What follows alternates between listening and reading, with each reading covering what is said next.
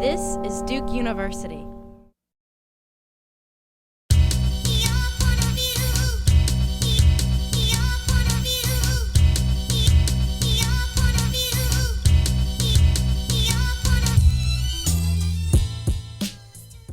Hi, you're watching Left to Black, and I'm Anthony Neal. We're here at the BU Cafe in Durham, North Carolina, for a special episode of the show in which we're going to highlight some of the local flavor here in the Triangle region in North Carolina. I am here this evening with a very favorite guest, T.J. Anderson, Thomas Jefferson Anderson, a composer of significant note. How are you doing this evening, T.J.? I'm doing fine, Mark. I want to thank you for having me. Well, thanks for coming on the show. One of the things I've always loved about seeing you and talking with you is that you have this wealth of history that you have access to. And I'll start with one of my favorite stories about you. We were somewhere at the National Museum, and we were watching something or listening to a lecture, and we had a conversation about Raisin in the Sun. The version of it that starred Diddy. Yes. And Felicia Rashad, and you mentioned about how you thought the television version was nice, it was okay.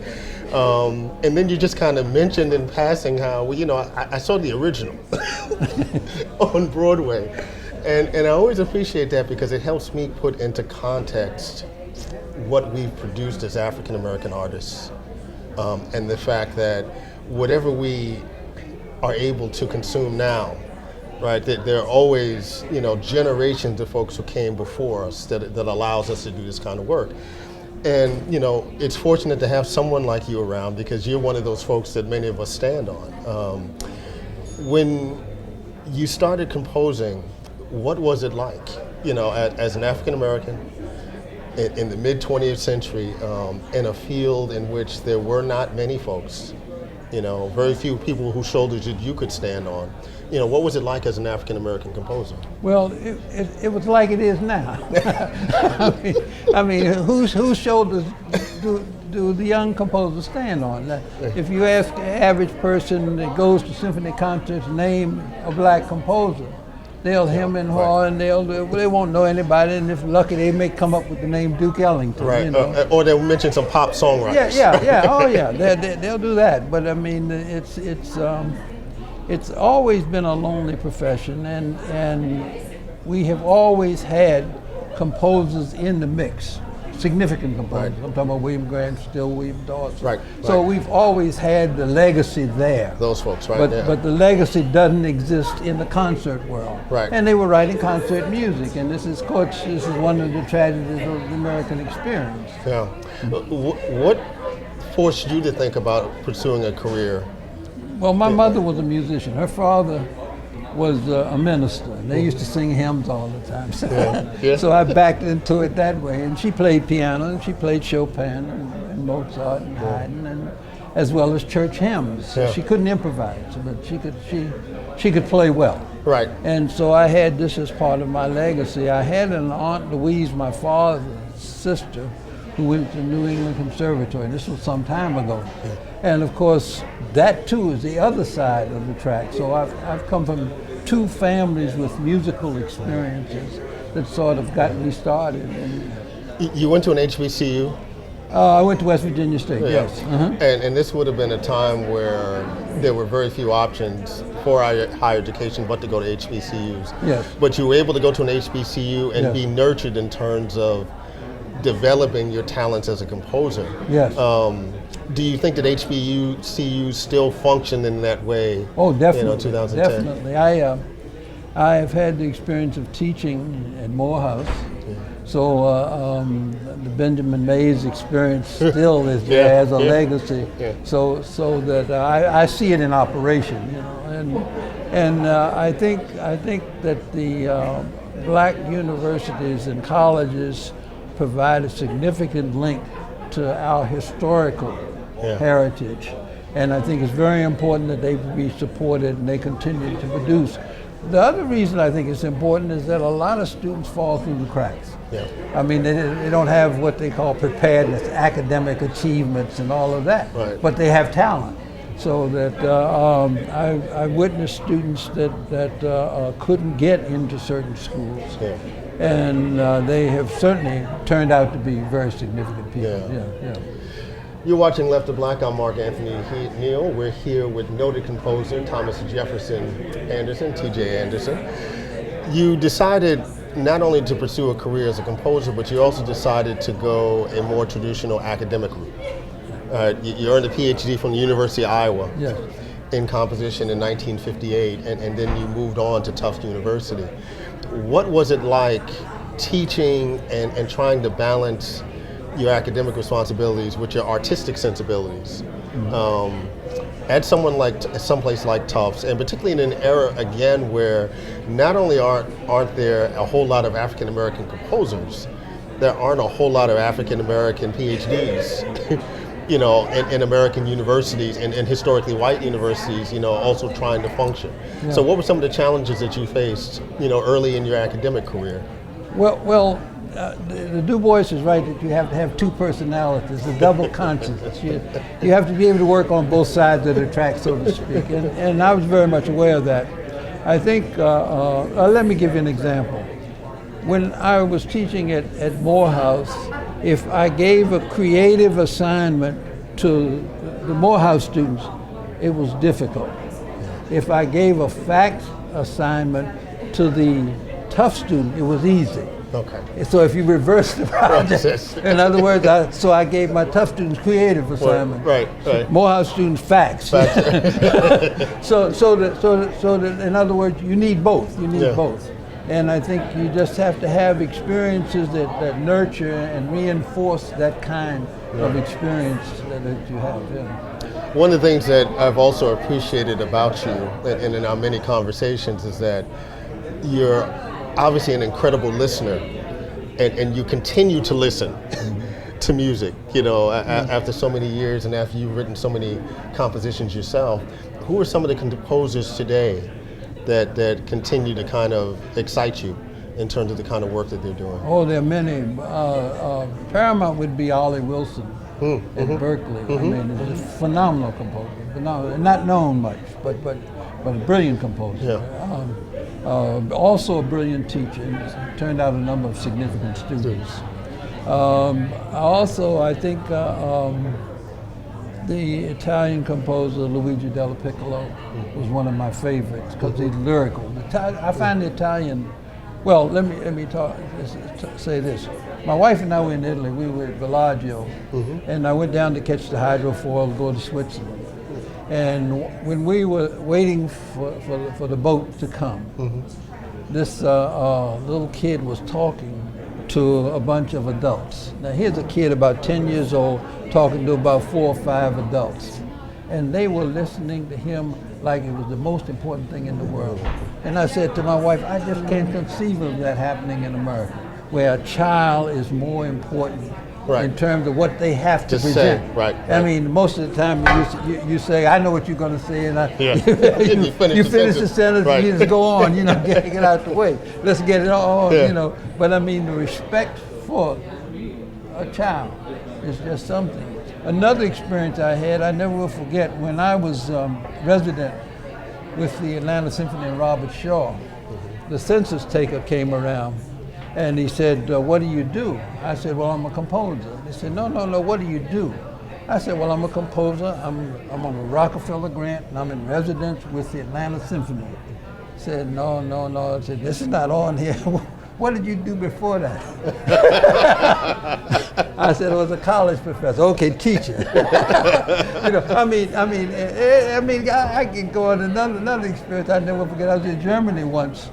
And I never forget this. There was a man that put down the gangplank, laborer.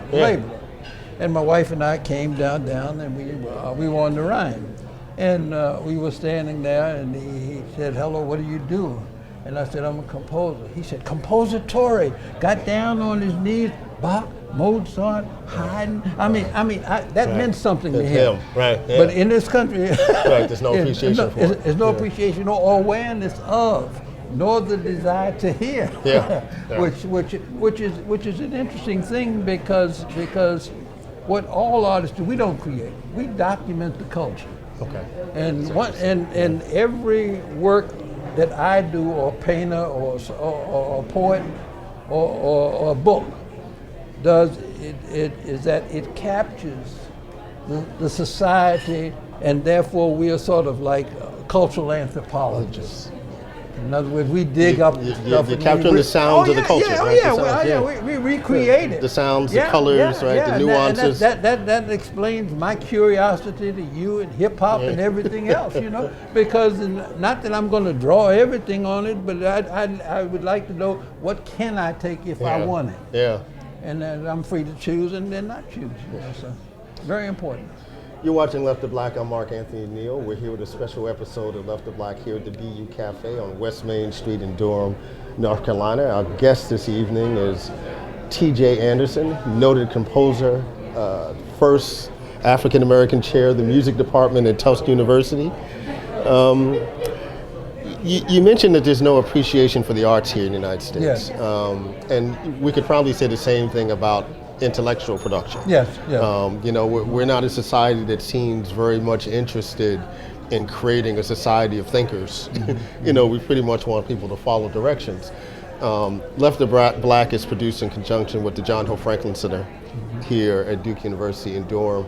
You were a good friend of John Hope Franklin. Can you talk a little bit about his lasting impact as a humanitarian, as an activist, as a scholar?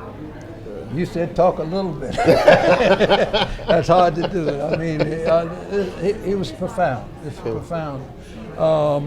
His attitude towards war impressed me. It just reinforced what I thought, really. And his attitude towards the role of African Americans in American society, which is a history that's often denied, and he blazed the trail so they couldn't deny it. In other words, he did that. He also had a great appreciation for life itself and people. He loved people. I never forget, we used to go out to lunch and we'd be in a restaurant and somebody would come up and say, John Hope, you know my mother Louise. And he said, oh yeah, and your Uncle Charles. I mean, how does this man remember all these people? Yeah. I mean, this is somebody back in Oklahoma. You know, he knew as a child, you know.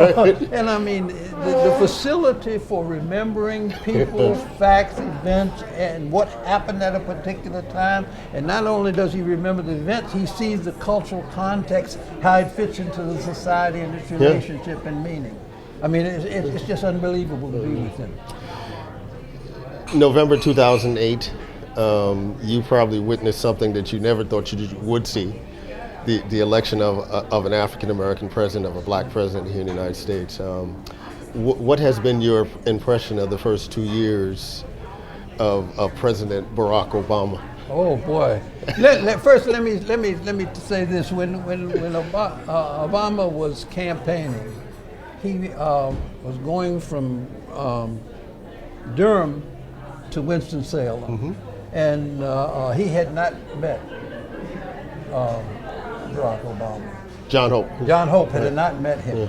So John Hope got into a car, just the two of them. In other words, they put everybody on a bus, and these two men decided to go there. Here's all this history, you know. So when he was elected president, I mean, this is something none of us visualized. But I just completed a piece commissioned by the University of North Carolina, and it was with Robert Pinsky. Now, Robert Pinsky was the poet laureate for 3 years of the country. And he's also noted for his translations of Dante. And what a lot of people don't know about Pinsky is that he has a jazz band where he reads his poetry and his improvisation and all of that. So as I said, he was a marvelous person for me to work with. Right. Now, that piece is really sort of a musical DNA of Obama, because it goes through 8 stages of what Obama heard. In other words, African music, the music of Hawaii, Indonesia, Negro spirituals, the South Side of Chicago, the boogie woogie that comes from that era. And so it's just a mixture of all of these things. So when Obama became president, I think all of us had a sense of expectation. And this piece is based on that particular moment, just that moment. Now, what happened after, after that? He looked at, and I'm sure he could not, in his wildest dreams, imagine what he was going to inherit. At least I don't think none of us could. None of us could. And of course, what he has done, he has really saved the country. And nobody wants to say that, but he has saved the country. I mean, there's no question about it. The latest emphasis on making money available to most of the masses of people to strengthen the economy. I mean, most economists would say it's a good idea. Republicans are bad. We can't afford it. I mean, so you're dealing with contradictions.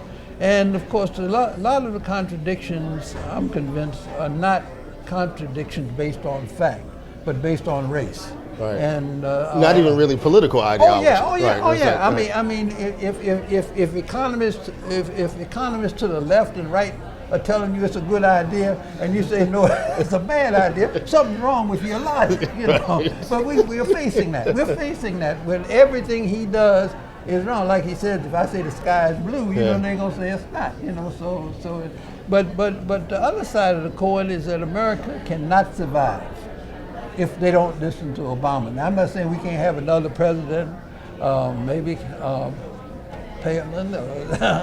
I don't know who it's going to be, but I know this: that person was not as bright as Obama.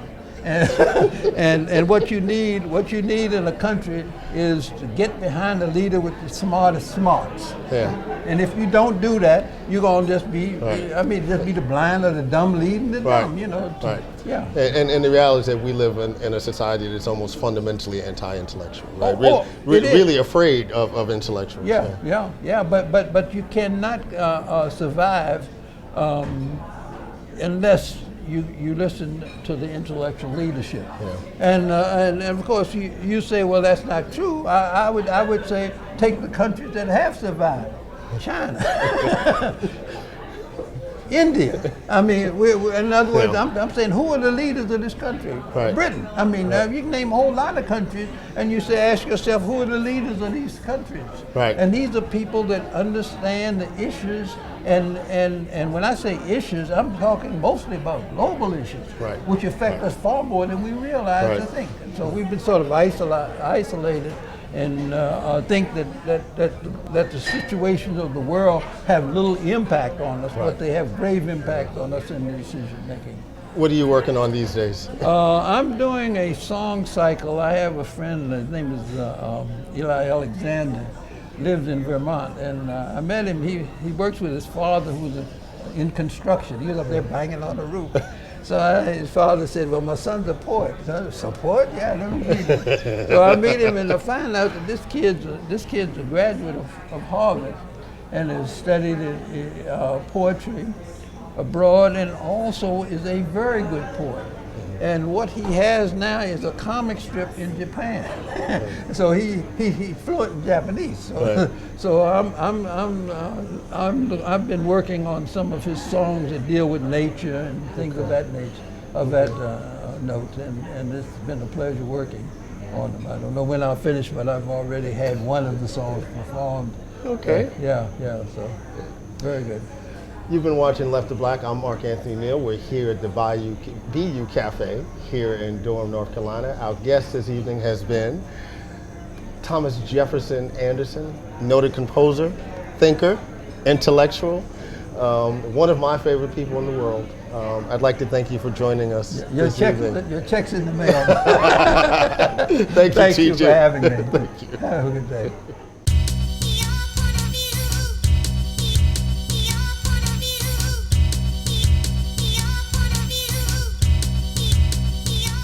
We're back here on Left to Black. I'm Mark Anthony Neal. We're here at the BU Cafe in Durham, North Carolina, with another special guest, Alexis Pauline Gumbs, or rather, Dr. Alexis Pauline Gumbs.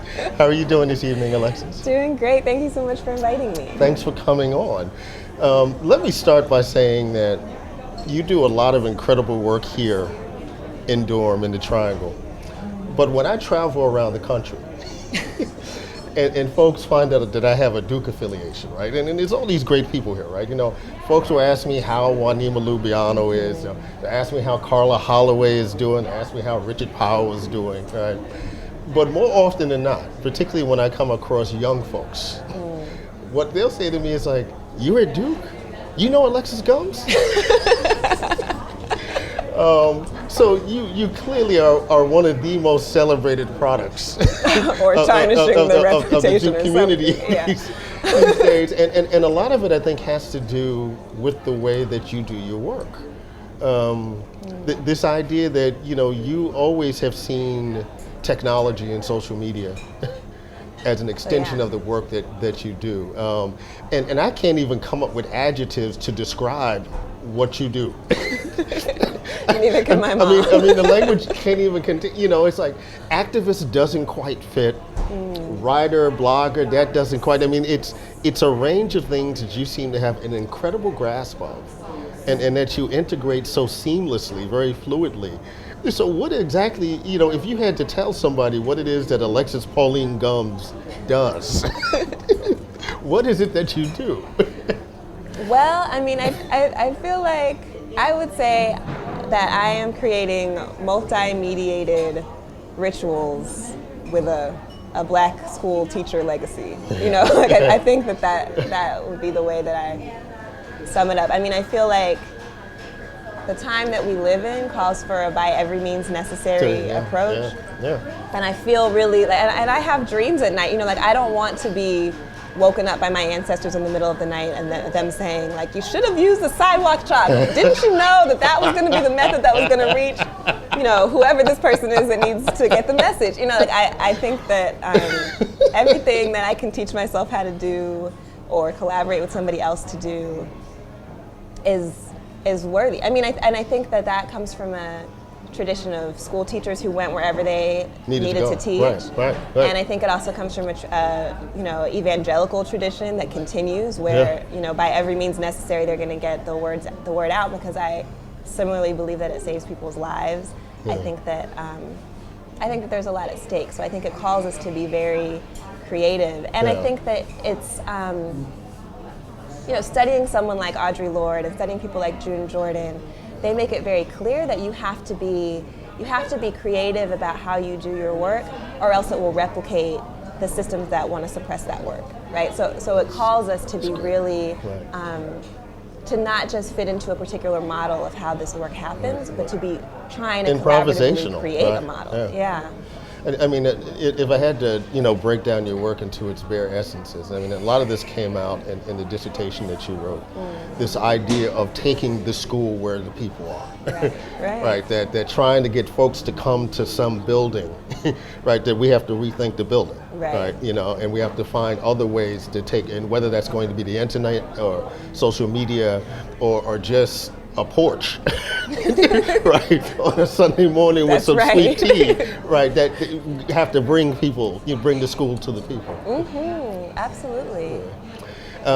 Your home base is kind of the, if I would say a home base for Alexis Gumbs, it's the eternal summer of the feminist mind, your blog. Talk a little bit about the work that you do and all the things that you essentially spin out, from this, physical site in a sense, I guess, in cyberspace. Sure. So Eternal Summer of the Black Feminist Mind is a long name. I'm really a fan of long names, but it came out of just a really simple summer series called The Summer of Our Lord. It was just 3 essays by Audre Lorde, one each month. So June, July, and August, I partnered with a different community organization in Durham just to read one of these essays. Which essays did you use? We read, first we read The Uses of Anger. Then we read Eye to Eye, Black Women, Hatred, and Anger, which is actually my all-time favorite essay ever of all by anyone, ever. Please read that essay if you haven't. And then we read Uses of the Erotic. And we partnered with Ubuntu, Spirit House, and Southerners on New Ground. And it was just this summer project, and it was amazing. And people kept being like, when's the next one? When's the next one? Yeah. And I was like, okay, well, there can be eternally the summer of the Black feminist mind. So that's how it continued on monthly potlucks. And then people all over the place were excited about it. People started doing their own potlucks, in the Bay Area, they started doing the Autumn of Anzaldúa, studying Gloria Anzaldúa's work. People were really, they just remembered that we know how to do this. We know how to gather around food. We know how to talk about what's important to us. Right. And so that kind of sparked the idea that, okay, well, if people are really excited about this and want access to this, what are the ways to spin it out? And so podcasting ended up being really important for me. I mean, I love music, I love hip hop, as you know, and I listen to podcasts all the time while I'm cleaning my house. And I was like, well, if I'm listening to these podcasts and cleaning, other people can other too. people can listen to this and they can learn something about. And you can do this, right? Yeah, I mean, absolutely. the power of the technology is very accessible to us. And I think that's a huge thing too, because I think that sometimes there's an assumption that you have to have some kind of official training to make media, right? And I have a lot of respect for people who are trained to make media, but I think that it's also important to know we can teach ourselves that, and other people learn informally, and we come from a community where informal learning has really allowed us to revolutionize the context that we live in. So, You're watching Left to Black. I'm Mark Anthony Neal. We're here with Alexis Pauline Gumbs, here at the BU Cafe in Durham, North Carolina. One of the things I wanted to ask you about in terms of your work, you have described yourself as a queer black feminist troublemaker. And I'm sure most folks, are watching and looking at you going, how could she ever be a troublemaker? But what exactly does that mean? I mean, and where does that come from, right? This idea of committing yourself and embracing the concept of being a troublemaker. Absolutely. I mean, it comes from, I remember when I first heard Beverly Guy Sheftall speak, and she walked into the room and she said, I am a black feminist, which means that I disrupt racism, classism, heterosexism. She just made this whole list. And I can hear Beverly now. I mean, it was so, and I wrote it down. I was like, that's the definition of black feminism that really spoke to me first. And so disrupting those different systems of oppression was really key to my idea of what black feminism meant. So it's this idea that there is play involved, but there's also a critique involved, and there's also an identification with people who are criminalized for disrupting the systems that are supposed to confine us. So I really came into that in my work here in Durham, particularly with Spirit House, with the Choosing Sides program, which is specifically for young people who've been expelled from the public school system in Durham, that this idea of those people who make trouble is something that we should think about, because there's actually critical genius going on in the quote-unquote troublemakers that I met that inspired me to want to take that on. Yeah, that's a great point. You share a name with one of my favorite people, my mentor, Alexis DeVoe, and I know you've had an opportunity to kind of connect with her over these last couple of years. Can you talk about some of the thinkers specifically who have been very critical? And I mean, you've mentioned Audre Lorde, already, but the folks who've been really critical for you fine-tuning not just your activist project, but also your intellectual project. Alexis DeVoe is definitely one of those people. And so the way that I first came across her work because of her biography of Audre Lorde, and then to see the work that she did in Essence, like the work that she did in terms of developing a black feminist diasporic accountability. Which makes us long for what Essence looked like. Indeed. 25 years ago. Indeed. And so she was doing work with Cheryl Green and with other editors at Essence to bring a conversation that was incredibly critical and even ahead of its time, I would say, to an audience of like all the black women in all the beauty shops in the whole country. I remember the very first time I ever heard Audre Lorde's name. It was a published conversation between Audre Lorde and James Baldwin. That's right. And I can't even imagine what magazine would even publish that kind of conversation in 2010. Right. Exactly. At least print magazine. Right, that's right. And so I had such a huge admiration for that, because I think that it takes something to balance those things, right? So Alexis DeVoe being somebody as an intellectual, and she teaches in the university, and she also has had this tradition of creating spaces. And so Eternal Summer of the Black Feminist Mind, the educational programs happen in my living room, and that's absolutely a throwback to the work that she did with the Gap Tooth Girlfriends and the fact that she was like, you know what, We're gonna create the spaces for what we need to have. She's like, if I'm gonna be selling my books out of my living room, that's where I'm gonna be doing it. And I was like, I'm one of those people who took note of that to say that's a possible thing that someone can do. Yeah. So she's huge for me. Like I mentioned, Audre Lorde and June Jordan are people who I think of as guiding ancestors who, I wish they were still here. Maybe they would disagree with me about a lot, but And folks don't really appreciate how much work June Jordan produced. Oh, absolutely. I mean, it's like she wrote all the time. Yeah.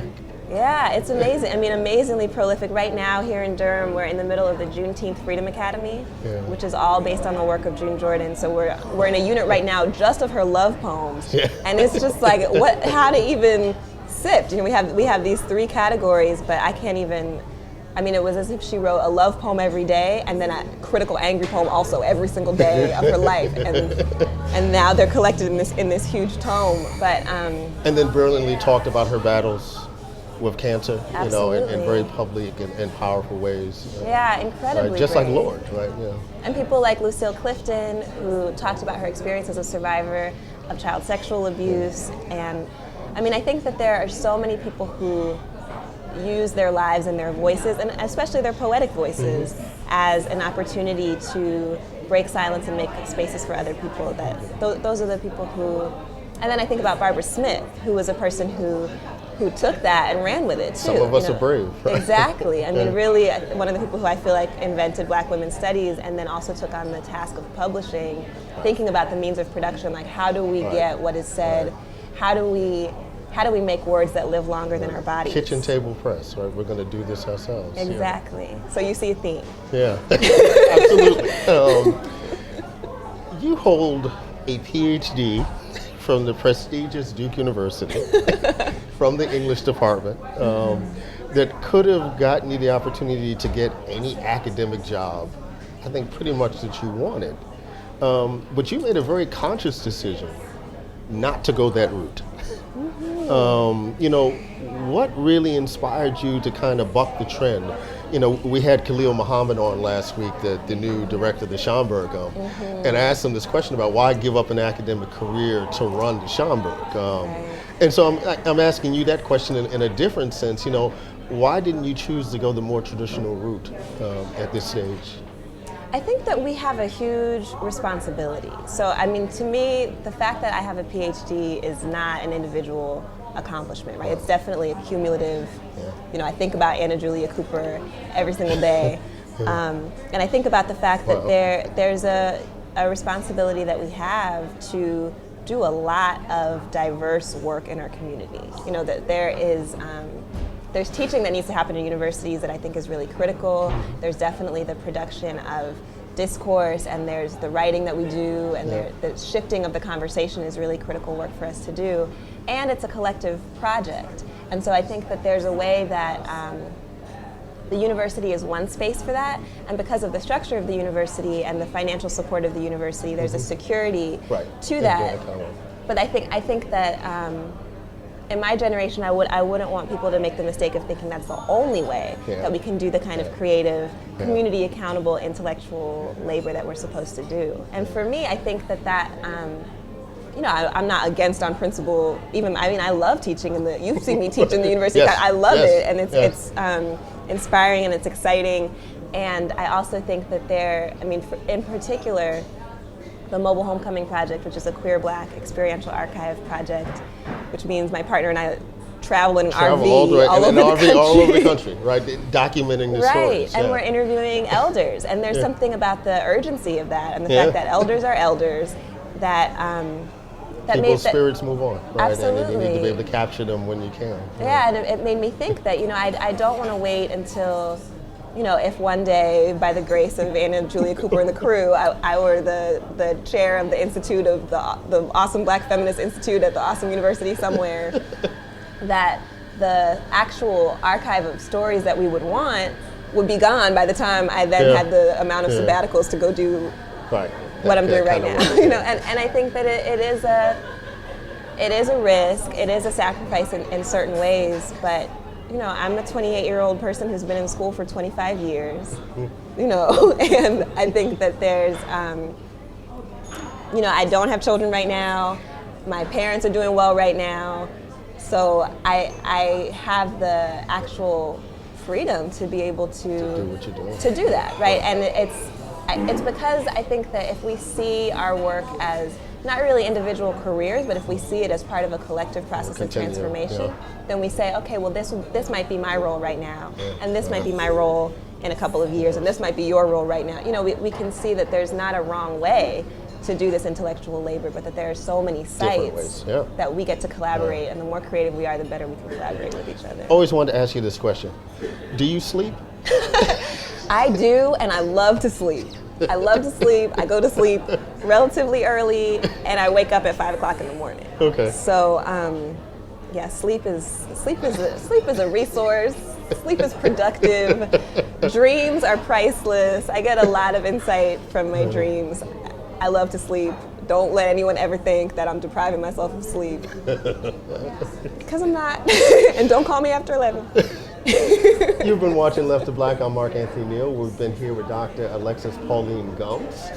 Thank you very much for joining us at the BU Cafe this evening. Yeah, thank you so much. Thank you, Alexis.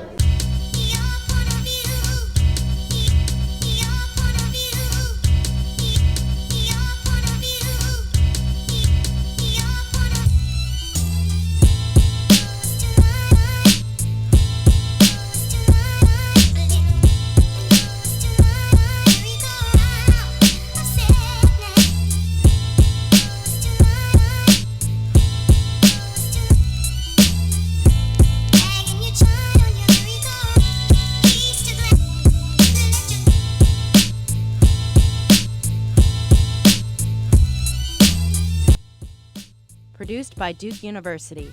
Online at duke.edu.